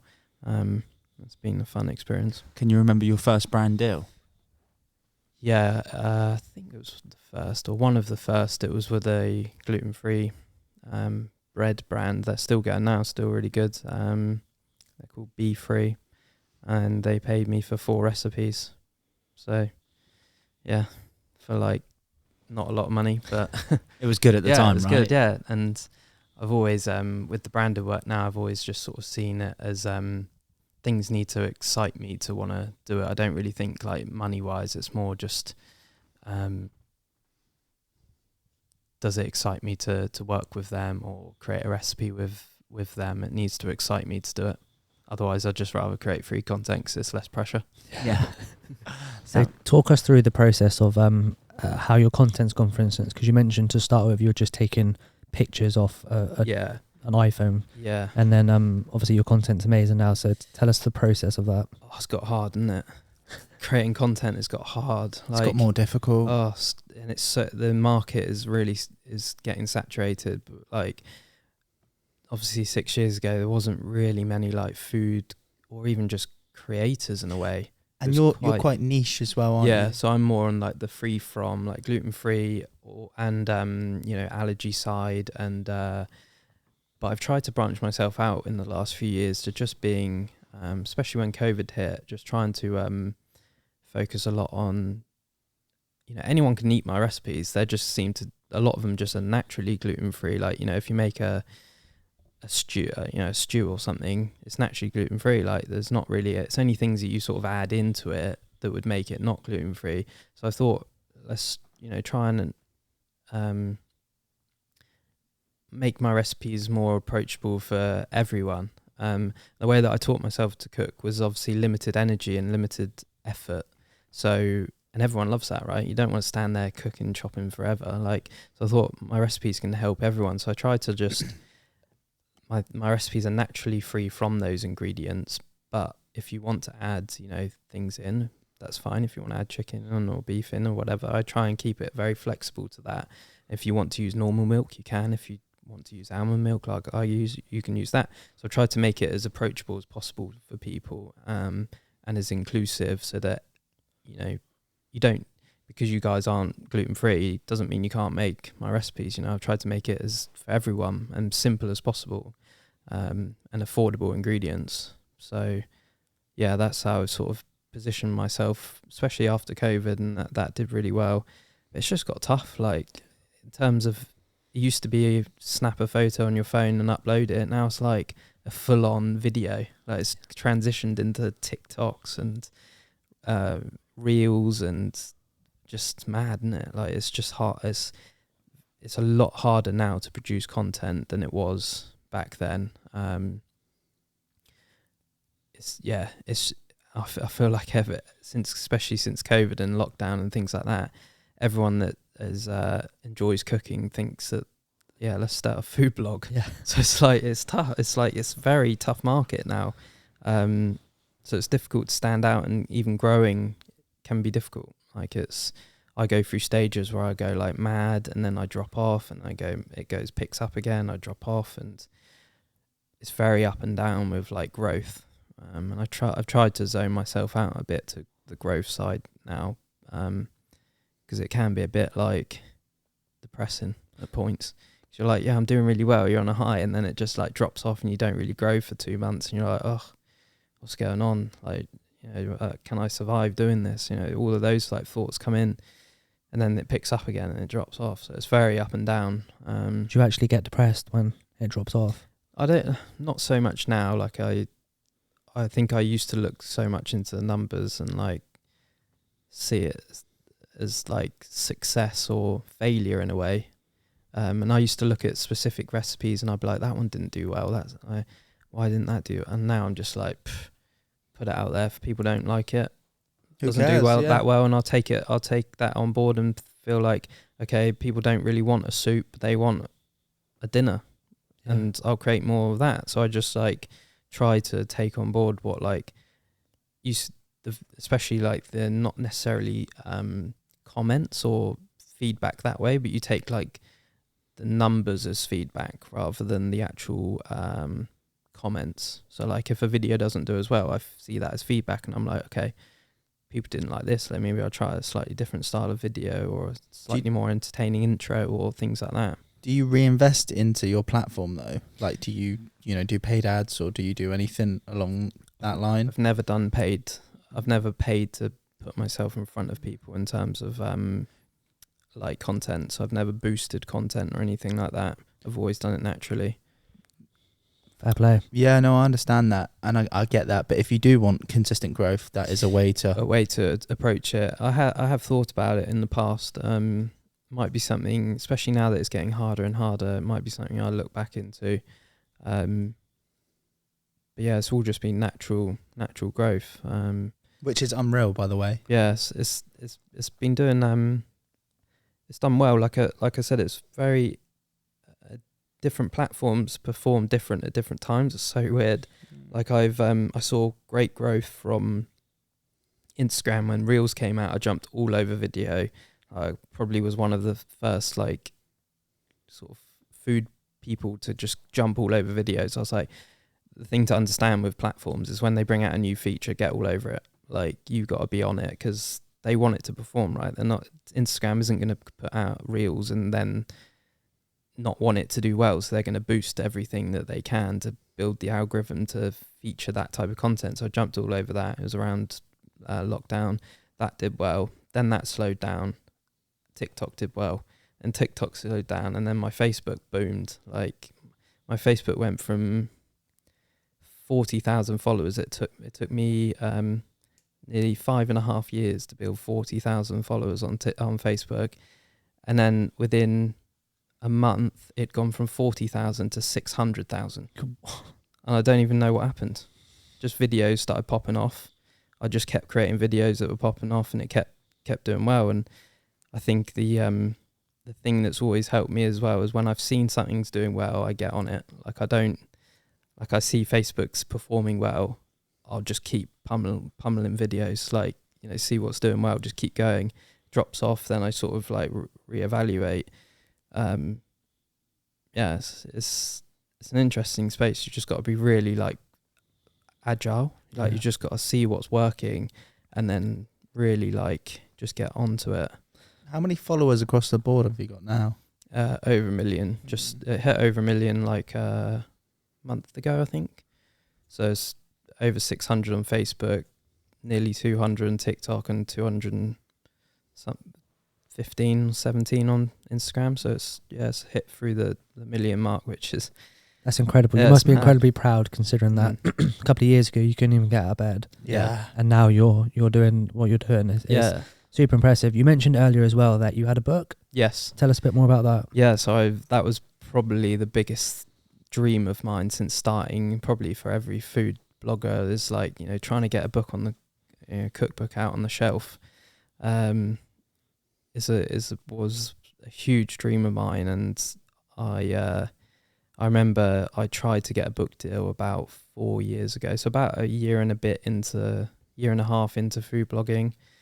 Probably was only about 40% recovered at this point, maybe 50.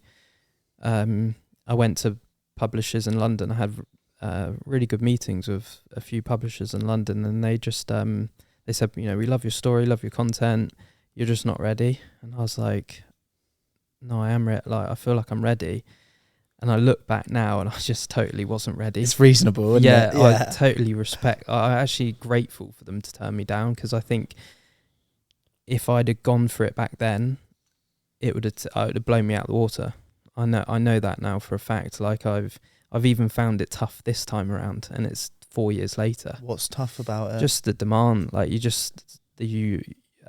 maybe it's your own self pressure that you put on yourself, but also there's, you know, it's a feeling that you need to perform. You know, so you don't want to bring out a cookbook and it flops, because you feel like there's pressure on your future if you do that. So, it's quite a tough space, and again, it's very saturated. You go in a Waterstones, there's like probably 250 cookbooks. Like it's tough to stand out, and you're competing against huge names. So you're competing against Jamie Oliver and people like that. It's a big space, so it's tough. And I'm grateful that they turned me down back then, and I was pretty down about it. I remember I was pretty like, oh, I just can't. What's the point, you know? And I picked myself up, and I was like, look, I'll just see how I get on and carry on creating content, and maybe my time will come again. And about 2 years ago, some publishers reached back out to me, not the same ones, but different ones reached out to me on Instagram and said, do you fancy doing a cookbook? And I was like, yeah. That's what I want. And I thought, okay, what's the best way to approach this? So I thought, okay, I get another a literary agent. So a literary agent is quite important because they are very good at the sort of contract side and have obviously amazing contacts within the space. So I was like, okay, well, I'll find a different literary agent. So I've got two different agents, a brand agent and a literary agent. And we wrote a pitch of a book, and we then put it out to about 7 or 8 publishers, including the 2 that approached me. And we then ended up having 5 publishers make an offer out of the 8. And the 2 that didn't make an offer were the 2 that actually approached me privately, which is strange. Really? Yeah, very odd. What does a book offer look like? Is it just like... It's different for everyone, but generally it's an advance that's paid out over 4 installments. Mine was like before the book comes out, and then after the book comes out, as generally mine was 2 before, 2 after.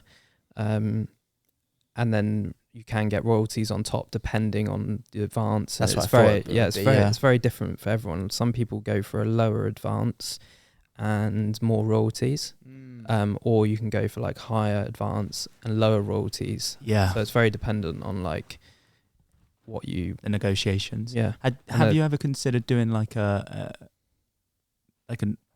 digital version for your followers? I did an ebook before, Yeah. so I did an ebook about 3 or so years ago, and that did quite well. That's what David Goggins was going to publishers beforehand, wasn't he? For I think one of his books, maybe Can't Hurt Me. Yeah. And he basically like turned down all the deals and went independent with it, and like earned a hell of a lot more money through going independent with it. Yeah, so you can, if you do self-publishing, I did the ebook route, but you could also self-publish a book and get it printed and put it into Amazon and places like that. You can. It's just, I always had in my mind that I wanted the whole experience of like, walking into Waterstones and seeing it on the shelf, walking into a supermarket and seeing that, and I'd always had that picture in my mind, and I wasn't going to stop until I had that. And so when it came down to 4 or 5 publishers, and then we whittled it down. It's such a strange experience because it went from me pitching to them then pitching to me. Yeah, and it's such a when weird, you were ready. Yeah, and I was like, I'll take any of you. It was a very weird experience. I went from wanting them to them wanting me and battling it out a bit. So then we signed the deal, and I had about a year to get, I had about 2 months to get 80 recipes done, which was hard work. So were they all new recipes, or were they previous recipes that you had before? You're allowed, so generally in a cookbook, you're allowed 10% of previous recipes. So you're allowed roughly 8 to 10 old recipes. So I've put in some of the absolute, big favourites in there. And then I had to create 70-ish brand new ones. And this was also in like pretty much in one of the deepest parts of lockdown. So it was quite tough. Like even just getting ingredients sometimes was tough. And I remember like sometimes I'd need a bit of help with like testing stuff. So I'd come to my parents who would live 2 minutes away from here. So I'd sort of sneak in there and be like, let's test some recipes, and they would clear up. So COVID rebel. yeah, a little bit. I had to bring out a cookbook, Yeah. No, I appreciate it. So I was, did a bit of that, and we, created all that content, and then it goes on to behind the scenes work. There's a lot of behind the scenes work that goes in the book, all the editing and checking over the copy and all the stuff that I really don't like, reading over all the recipes, making sure they work and things like that. And then there's the book shoot where you have to go on set for like, say you go on set, like some people don't turn up to their book shoots, but I was all over it. Like I was like, I want this experience. Buzzing. So I was in London for a couple of weeks, can't remember, I got a stomach bug midway through the shoot, had to come home. I was ill for like a week, had to go back. It was not the best experience, but it was a fun one, and just doing the book cover shoot and things like that was a really good experience. And then the book came out in March last year, so it's nearly been out a year. Did it do well? It has been doing well, yes. Has it's done like, yeah, it's done well. Like it's not being. Sometimes I think with books you can have some that just do well, and then sometimes they just pop, and you don't know why. Like some of, and it's not popped, which is a shame. But hopefully I can do another one and get that one to pop. But it's done well. Like the reviews on it are brilliant as well, and everyone that's got it has loved it. So it's been doing well. Yeah, that's class. Obviously, throughout your life, you've talked about on today a lot about pressure and how like pressure is something that you try and avoid with certain things. What is it like being like an influencer to a certain degree, specifically like within your niche? But like, does that come with its own pressures? It does, yeah. I think a lot of it's putting pressure on yourself. Like I'm definitely one that probably puts too much pressure on myself. And I'd say that like the last year have been quite tough for me. Like physically, I've brought out that book. I found that sort of put quite a lot of pressure on me. And then we also had a baby about 11 weeks ago, and that's tough as well. Yeah. Like that's a whole new experience. Been incredible, but it's difficult as well. Even getting here today, you've just got to think about so many things. Like you just can't walk out the door anymore.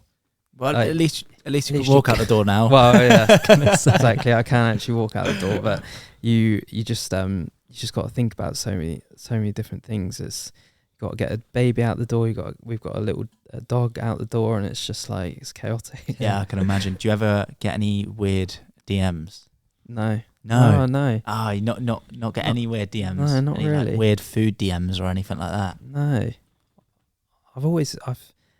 I know like a lot of people, they say like they get weird stuff, and I just never have got it. Maybe I will now, I don't know.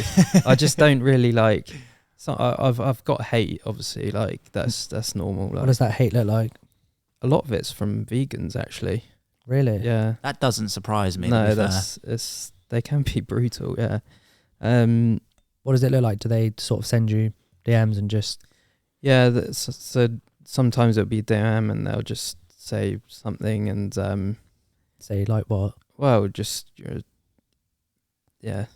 arsehole, really. What, really? Just for like, so generally a lot of my content comes across like vegan, right? So because 95% of my diet is plant-based, and I create all my recipes I create around my lifestyle. So like I probably eat fish once a week, maybe, so 4 times a month. Apart from that, I'm pretty much plant-based or vegan. So to someone that's following, they might think, oh, he's vegan, I support that, and then they'll see a fish recipe and they just don't like it. Why are they so one-sided though? Yeah. That's what I don't understand. Like, if you want to eat a bit of fish once a week, what is the issue with that? Yeah, I don't know. Anyway, so I've had a bit of hate, and then not on Facebook, like especially since the growth, that you can get people that are just like, that's shit, just straight up. yeah, just like That's shit. yeah, and you're just like, okay, thanks. It's a bit harsh, Like, isn't it? It's just like weird. Don't even listen to them. No, bro. it's just I've started to laugh at it, to be honest. Like, Yeah, it's the best way of dealing with it. It's like and I'll tell you what, a lot of people think they're great cooks, like especially on Facebook. They're like, oh, I would do this and this and this. I'm like, you start a food Yeah, blog go and do mate. it then. Like, Go on, Sharon. yeah, you crack on. Like if you can create it better, then that's fine. Yeah, but Like, you're I'm not. just putting out content that, if you want to make it. If you don't, that's fine. Yeah. I'm not like hurting anyone. Yeah. And my content's very neutral. Like I'm not opinionated or anything like that. I just put out recipes. How So can you it's hard. It's hard to that? hate on me. So I don't. A lot of people will have a lot more hate than me. So I don't bring it on myself, if you know what I mean. Yeah, no, that makes sense. Obviously, mate, a consistent topic has been your personal health. And obviously you mentioned that beforehand when you moved in with your missus, you were at sort of like the 30% mark, and you got yourself up to 50%. Where would you say you are today? Because I know you're going back to golf and that. I would say I was about 90% a year or so ago. I'd say I've dropped back a little bit, maybe to 80, 85. So I coming off the back of this, I think I'm going to take a little bit of a break for a few weeks and just refresh. And there's a constant pressure, especially around social media, to just constantly create content, and it's quite draining. Like from an outside perspective, seems like a dream to just stand there and cook, but there's a lot more to it than that. And it's I think I'm just going to step back for a couple of weeks and like regroup, because December and January are always my busiest times as well. And then you put on top that I've had a baby, and I think I've just had a bit of a setback, and I need a bit of a refresh, a bit of a refresh. And because it's hard when it's your own business, you don't have you don't stop, like, and social media never stops, and it's always like there's always a comment to reply to or a DM, and it's 24/7. Like, it doesn't really stop. And I'm trying to learn to step back at certain points, and I've started to reduce my schedule to posting 3 new recipes a week. I used to do about 5 or 6, and it's just unsustainable. Like, you just can't carry on at that speed for a long period of time. So I've tried to like adjust my schedule and try to like at the weekends on socials, I don't really post that much on there anymore. And try to like calm down a little bit, because it's full on. Yeah. We spoke earlier about the whole pressure situation. Do you have any coping mechanisms for when pressure gets a bit too much? I do. I've started doing a bit of meditation. I found that being helpful. I do struggle with like public speaking. I've had to do quite a few like cooking demos and stuff, and they're tough. Like, to get up there and stand there and cook in front of like 100, 150 people and talk at the same time. Yeah, because you're trying to entertain, so you've got to bring that energy. So it's a pretty much a performance, right? So you're like up there trying to entertain and provide value, and then also not to try and chop your finger off. It's quite tough, like, just trying to chop and look up and look down and actually cook at the same time and talk, and it's tough.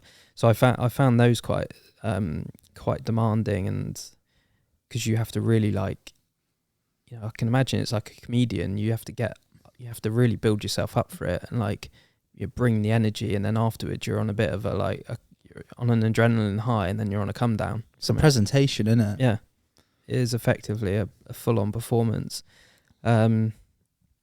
So I don't do too many of them now, but I found meditation it helps to like calm me down a bit and bring me back to like center. And I've done some hypnotherapy in the past, not the crazy, the hypnotherapy that everyone sort of thinks of, where you just, I don't know, where you like come up with random, like, who are those hypno guys that are on TV, Darren Brown and that. It's not like that sort of style. It's more I find it really helpful for going back and figuring out like why I would feel that way. So for me, public speaking was a big fear of mine, and we sort of figured out that it was actually stemmed back to a school day, where I was told to answer a question and made to stand up in front of a class, and I didn't know the answer, and everyone just laughed at me. And that, that can have an impact on now, like, because then I'm like, if I stand up in front of people and they laugh, like, it brings you back to that. So it's figuring out, hypnotherapy is a lot about going back and figuring out why you think the way that you think now, because of something that's happened in the past. And you can't always, because it's subconscious, that you can't, I didn't even know that, I couldn't even remember that had happened to me until we'd gone back and figured it out. It's weird. Yeah, I've had a bit of hypnotherapy, and I had I actually had the weirdest setting for it. The guy had a green lantern in an outback house. I was like, fuck me, mate, you are setting the scene. Like, but when I had it, I had like a memory trigger from when I was watching a film in the cinema with 3 of my mates when I was like 11 years old, and it was Troy Legacy. And I felt like I had tension in my back. And there's a part in the film where they're like riding over this world or something, but when they ride, there's like these electric blue lights, and I genuinely experienced that memory in my back. Wow. And that was literally from my second session or something. And I was like, I've literally never even thought about that memory. Yeah. Like, where's like, there's no tie to it or anything, but like something's triggered that memory, which I didn't even realize I had stored. Does that make sense? Yeah, strange. That's exactly what the experience I had. Like, we came back to that point, because you're kind of like, you're a awake, obviously, but it's like so subconscious, and it was mad like that, and I didn't even know that I remembered it had happened after I'd gone back and found it, like gone back and figured out what I felt was causing that issue, but I didn't remember it before that. Like it was. That's what I mean. I didn't even know it was there. No. So that I found that helpful in the past. So yeah, It's interesting. I've never had it before. I've never done hypnotherapy, so it's good. yeah. Just no green lanterns. I've never had that. Yeah, it was weird. It was like, it was weird. It was a wooden outhouse as well. It just made it a bit more creepy. A couple of my mates have been saying stuff to me before I was going as well, and like that was in my mind. Yeah. And like, it was, it didn't make the experience as fun as it could have been. I can't imagine it's fun anyway, the whole experience of hypnotherapy. There's a guy called Cole Gordon, and he's like probably one of the best like sales trainers in just online at the moment. And he says that if you are going to get hypnotherapy, you need to pay for it at like a high rate, because the quality of hypnotherapists deteriorates the lower the rate, similar to anything. But like, because it's so specialist, like you should be paying a lot of money for it, because otherwise like something do more could go damage. wrong. Could do more damage than it does good. In a way. Exactly that, which I thought was like quite an interesting point. Yeah, I suppose it's got such an influence on your life if you are cheaping out on it. Yeah. If you have a bad experience, that could... Well, it could definitely do more damage than good. Yeah. Definitely. And I guess that kind of brings us full circle to today. And we always leave it on a couple of questions. What is next in the chapter for yourself? I know you said you're going to have a mini break. And I know you've talked about sort of doing the in-person cooking sessions and, having another book. But do you have any sort of indication or idea of where you want to take things next? I never, like I mentioned earlier, I don't really set like too many goals. I'm very like spontaneous person. I just like to go where things take me. Like there's obviously bigger goals where I'd like to bring out another book, and I'd like to potentially do like a cafe or restaurant in the future. That's hard work. I've spoken to Josh and a few friends that have got restaurants, and it's a graft. Like it's graft. And I'm someone that's a bit of I'll just say I'm a perfectionist, so I'd need to be there, and I'm not sure I got it in me at the moment. So there's things that I've got like in mind for the future when I think I'm ready for it, but I'm not someone that's like, right, 6 months time I want 1.5 million followers or like 2 million. What happens. I don't stress too much. I find it a bit more, like I said, I find goals a bit overwhelming in a way, because it's not. I never did it with golf either. I'm just not that person. I've just do the best that I can at the time. I think you can put too much pressure on yourself, especially when it's your own business, because it can be quite intense. You mentioned followers there. How much of your success do you attribute towards your following? Has to be all of it, I think, like because I can't have like built what I have without them. They've supported and wanted to bring out a book and follow the recipes on the blog and tell other people about it, and it's even from that first 5,000, that's given me that motivation to keep going. Without that, it's not like social proof, is it? But it's like, well, it is social proof, really. Yeah, it gives you that if you didn't have that positive reinforcement from the followers, do you think you'd still be doing it? I think I would. It just wouldn't be at the standard that it is. I think like I would be doing it, but I think with that side of it makes you want to perform better, and it's brought more the best out of me, I'd say. And I think if I didn't have that and I was just like trickling along, I wouldn't try to like get even better. Probably I feel like that's urged me on to do even more. Do you know what I mean? Accountability. Yeah, and I feel like that's really helped that. And it's mad. Like if you think 1 million people is a lot of people, when you think it's a lot of football stadiums. That's a lot of people that you potentially can impact. So I'm very grateful for all the people that have followed me, and I don't think I'd be here without that, really. Well, yeah, I'm going to leave it on that, mate. I just want to say thank you so much for coming on. And congratulations, considering where you've gone from not being able to get out of bed for years to doing what you're doing now. I think it's an amazing story, mate. Yeah, it's super inspiring, bro. And also, I really like your take on how to approach it. Probably because, you know, we're probably quite different, to be completely honest with you, both of us, to yourself when it comes to goal setting and I guess that pressure element. But like to see it from the flip side is like unreal, because it still works, right? Yeah, you can still do like it's the same with diet and nutrition, isn't it? It's different things work for different people. Like I find that a little bit overwhelming when it's too intense. Other people find it motivating, you know, and like gets them out of bed.